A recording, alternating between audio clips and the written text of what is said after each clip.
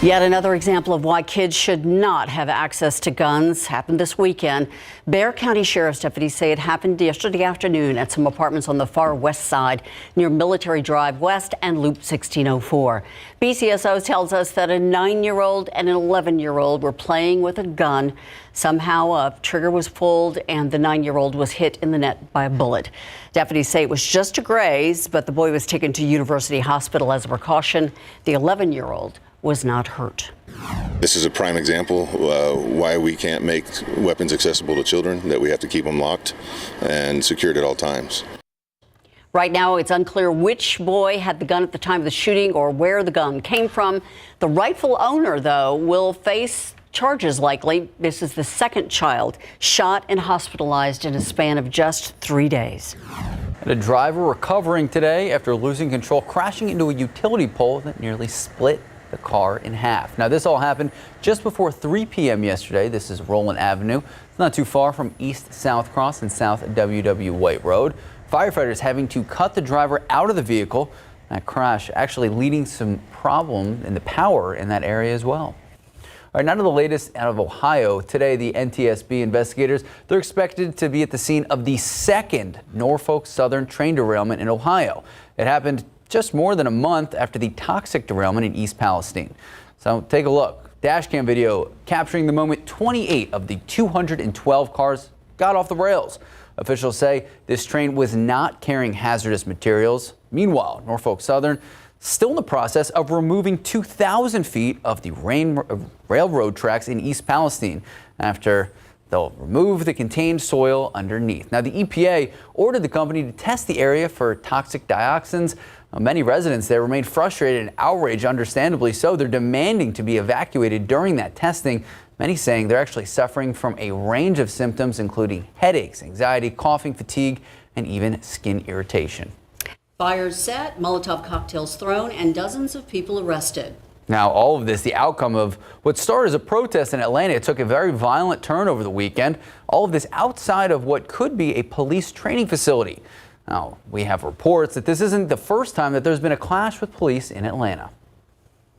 Police in Georgia say they were attacked in a violent protest at the construction site of the new Atlanta Public Safety Training Center. They say protesters who had just left a nearby music festival threw explosives and Molotov cocktails at police officers and set equipment on fire. This was a very violent attack that occurred this evening. Very violent attack. And this wasn't about a public safety training center. This was about anarchy, and this was about the attempt to destabilize. Authorities say there were more than 100 people and that this was a coordinated attack on officers and equipment. During that attack on the officers, pieces of equipment and other items that were at the location for the construction of the public safety training center were damaged. Police arrested more than 24.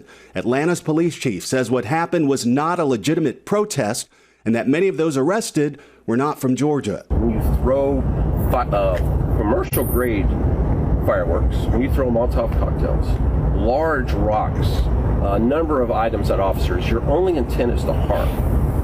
And the charges are going to show that tonight when we make the appropriate charges. This is the latest in a series of clashes with police. In January, one of the demonstrators was shot to death by a state trooper at this site. But one thing we need to underline, even though the environmentalists call this Cop City, it was approved by Republicans, Democrats at the city and state level who are white, black, and brown. Steve Osunsami, ABC News, Atlanta. The race for the White House heating up on the GOP side. Former President Donald Trump at CPAC on Saturday night.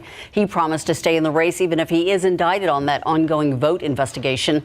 Meanwhile, Florida Governor Ron DeSantis at the Reagan Library yesterday trying to reach out to dissatisfied Republicans. He's joining former Governor and UN Ambassador Nikki Haley, who also announced she's in the race. On the Democratic side, Marianne Williamson formally announcing her intentions this weekend. But President Joe Biden has not officially announced whether he'll go for a second term. All right, well, back here at home, taking a live look out at the Alamo City. A very different look of what we saw this weekend. We saw sunshine. Not seeing any of that right now, Justin. Well, there was one little blue peak there. You can see the sun trying to shine through. So these clouds are beginning to break up. It has been cloudy most of the morning, but things beginning to change at this hour, and the sun will bring a lot more warmth in the coming hours. Let's look at the visible satellite picture. And this tells the story very well. You can see the thickest clouds on the northwest side, but now starting to see those clouds break up on the south side of Bexar County. So the sun is out. If you're watching us from southern side of San Antonio, the east side of San Antonio, northwest side, you're still cloudy, at least for the moment. That won't last much longer. KSAT 12-hour forecast, 81 degrees at 3 o'clock, 82 at 4 p.m. Will be partly cloudy this afternoon. Southeasterly winds 5 to 15. Warm and humid afternoon, and then we'll slip down into the 60s tonight with lots of clouds and lots of humidity. More drizzle on the way tomorrow morning. Speaking of rain chances, now we're not factoring in the drizzle we'll likely see Tuesday, Wednesday, Thursday here because it will be very light. But bona fide rain chances come in on Thursday night, early Friday morning, it looks like, with a frontal boundary. Right now, 30%, not great, but it is there. We'll continue to keep an eye on that. The timing's changed just a little bit. We'll have more on that forecast for you here in just a couple moments. Thank you, Justin. A pair of threequels doing battle at the box office this weekend. Which one came out on top? Estimates for the top 5 films in theaters still ahead. I do want to see Creed 3. A new solution to a common skin issue, how new data may help prevent eczema problems.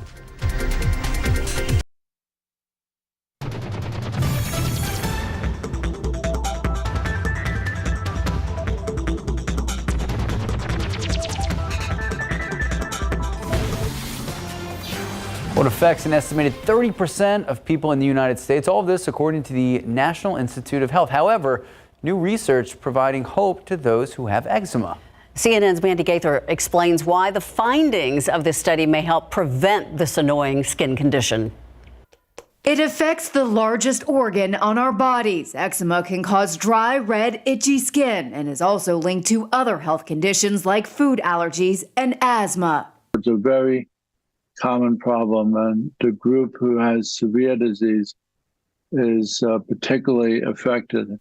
And researchers believe they found a way to predict who will get eczema, also called atopic dermatitis. In a new study, non-invasive samples were taken using skin tape from children at 2 months. They were monitored until they turned 2 years old. Researchers found the skin of those who went on to develop eczema had increased levels of a protein called TSLP being released into the skin. At 2 months of age, we could skin tape and actually predict who was going to get atopic dermatitis and who wasn't. Study author Dr. Donald Leung says knowing who will get eczema may help prevent it in the future if researchers can protect the skin's barrier. We've found preliminarily that lipid creams are the best at improving the barrier, but we are optimizing now this cream in the lab and then in the clinic.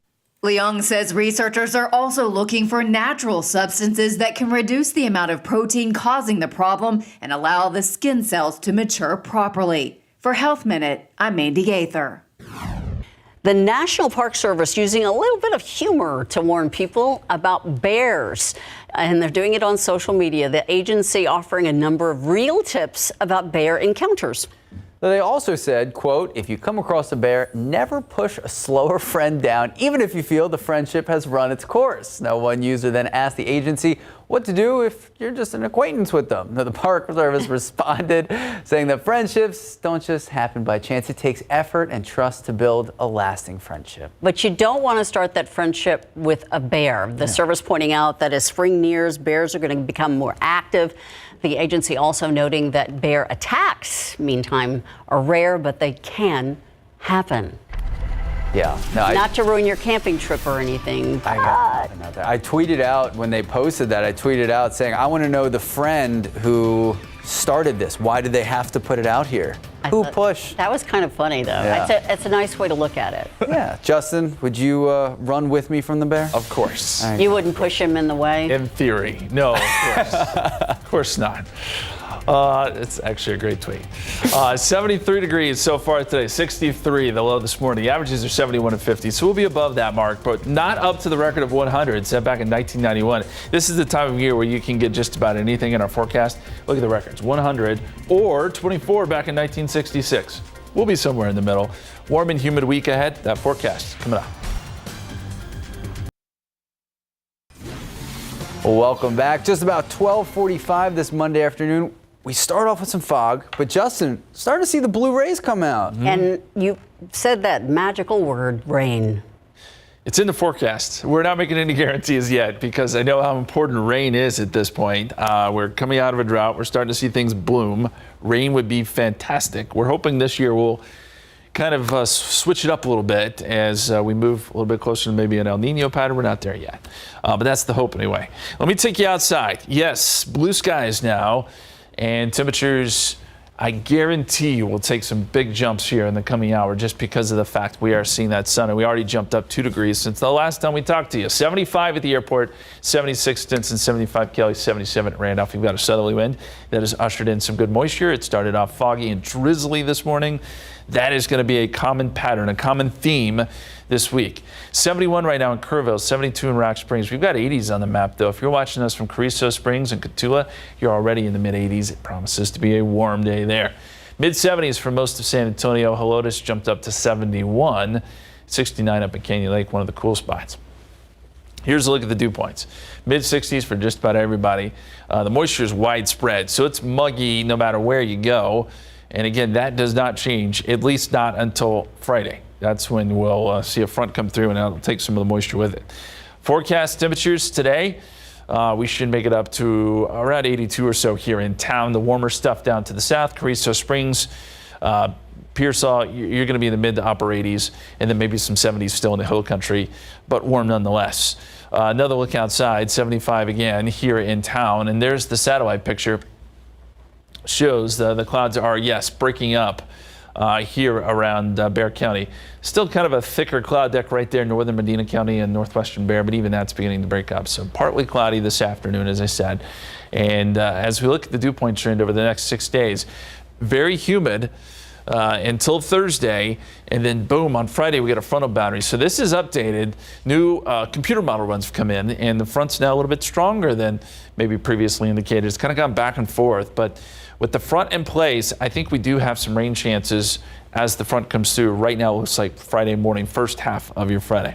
Forecast for today, 79 at 2 o'clock, 81 3 p.m. We're up around 82 or so. And then we've got some 70s as we head towards this evening. Let's look at the big picture here across Texas. And you see the clouds there that have kind of piled up here around southeast Texas with the moisture that's been coming in. So that tells us that the humidity is there. And with a front to our north, it doesn't really push further south. It stays warm and humid for the first half of the week and really probably into Thursday. Now, the cold air tries to push a little bit further south on Wednesday, just doesn't quite get there. Then we get a secondary push, and this is the front that I think makes it in here. So Thursday, there will be some showers and storms across North Texas. And then by Friday, with the push of this front, we'll put in a 30% chance of storms. Again, it looks like mainly early in the day, but we'll still have to work out the timing. If we could get just a little bit of rain, that would be great. It is also that time of year where we have to be concerned with the threat for some stronger storms, something to watch on Friday. So here it's how it looks in the 7-day forecast. 83 Tuesday, 83 Wednesday, 85 Thursday. Morning drizzle, a good bet any one of those days. Clouds early and then partly cloudy during the afternoon. 72 on Friday. We've lowered temperatures just a little bit just based on the newest models. 30% chance of storms. 75 Friday. And then another front comes through. It looks like Sunday. That gives us maybe a very, very small chance for rain. But I think Friday is probably our day if we're going to get anything at all. And that's a day we'll be watching closely as we get a little bit closer. Yes. Sounds good. Thank you. We'll keep our fingers crossed. The latest film in a boxing franchise surpassing expectations. How the new Creed movie did in a matchup against a beloved superhero. And a night of firsts, comedian Chris Rock delivering his latest stand-up set live on Netflix, and finally opening up about the Will Smith slap heard around the world. How the new special now being received.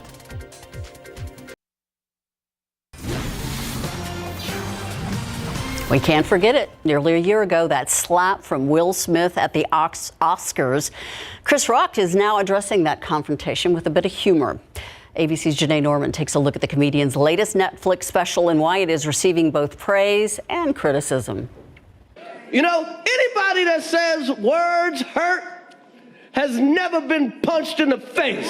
Comedian Chris Rock pulling no punches. Will Smith played Muhammad Ali in a movie. You think I auditioned for that part? He played Muhammad Ali. I played Pookie in New Jack City.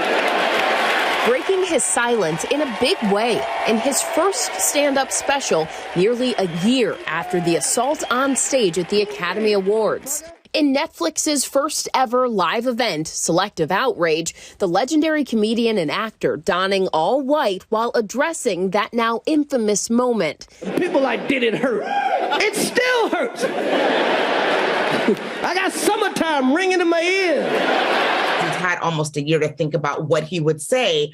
Only the way that Chris Rock could say it. When Chris Rock is at his best, he really is able to successfully marry social commentary with humor. Rock again taking aim at Will Smith and wife Jada Pinkett Smith, teasing tabloid fodder surrounding their marriage. I didn't have any entanglements. Everybody in here have been cheated on. None of us have ever been interviewed by the person that cheated on us on television. She hurt him way more than he hurt me, okay? And suggesting Smith slapping him for joking about Jada's bald head, the result of alopecia, was actually misplaced anger. Rock has maintained he didn't know about Jada's condition at the time. Everybody in the world called him a.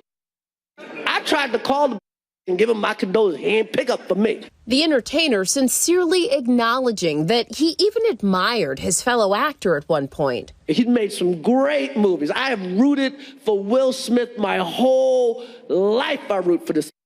Okay? Smith has repeatedly spoken about the incident, publicly apologizing for his actions and punished by the Academy, banned from returning to the Oscars for the next 10 years. Chris, I apologize to you. My behavior was unacceptable. I'm human, and I made a mistake. That was ABC's Janae Norman reporting. Now, Rock received rave reviews for many of people who who liked his set and tackling topics like abortion and racism and cancel culture. But he also got criticism for his comments about black women and his continued jokes about Jada Pinkett Smith. All right, well, it was a first-round knockout for Creed 3, the latest film in the boxing franchise. The directorial debut of star Michael B. Jordan exceeding expectations, opening $58.7 million. Next one up, Ant-Man and the Wasp, Quantumania? Is this right? That looks like it is. All right, we'll go with that one. I'm more of a Creed guy than a Marvel guy. So they lost the top spot the third weekend out, $12.5 million, giving the Marvel movie a domestic total. All right, they did all right, $187 million. And then Cocaine Bear, losing some of its buzz, but took home third place, about $11 million. Demon Slayer to the Swordsmith Village, haven't heard of this one, a collection of 3 anime TV episodes featured in theaters, fourth place. And Jesus Revolution, fallen from third to fifth place, finding $8.7 million. Don't poke the cocaine bear. No, that's all I'm going to say. Don't poke any bears. All right. Yeah, I don't know. I don't know how we transition from that to Mike and Fiona. I was caught off camera right there. You guys match. Your tie, her sweater. I love that. So we're a team. I see that too. They called ahead. So hey, spring is in the air. Feels like it outside, and it's going to be like it inside too. Oh yes, and we've got Lauren Cuevas from Ice Baby here. All right, and these treats are perfect for spring, summertime. You know, when we're kind of feeling the warmth and the heat. And you have something for everybody. Today I'm going to be showing you guys a little bit of sweet, sour, and spicy the Ice Baby way. Very good. Hey, speaking of sweet, how about some nice artwork for the kids that actually smells sweet, believe it or not? We're going to tell you about some spring break camps you can send the kiddos to. And Jen is heading to a spring break adventure spot like nothing else. I hope she's not afraid of heights. We'll tell you where you can hang out at this family fun spring break stop. It includes rope courses, zip lining, and there's even a rock climbing wall. We'll tell you where it is. And you want something really good to eat? Beef Lovin' Texans is here. Shailene McNeil here with Beef Loving Texans, and we've got a great tip for you today. We're going to use a flat iron steak, the second most tender beef cut behind a tenderloin, for about a third of the price. We've got some great recipes for you. And we've got some great style tips for the guys for this spring. Bare Essentials is here with the latest trends. What was Lauren talking about? Spicy? What's Spicy. the spicy? This thing? What is this called? Very spicy. I'll start finding your water. Really? Why did I do Okay, that? all that and more on SA Live continues. I keep one here for you.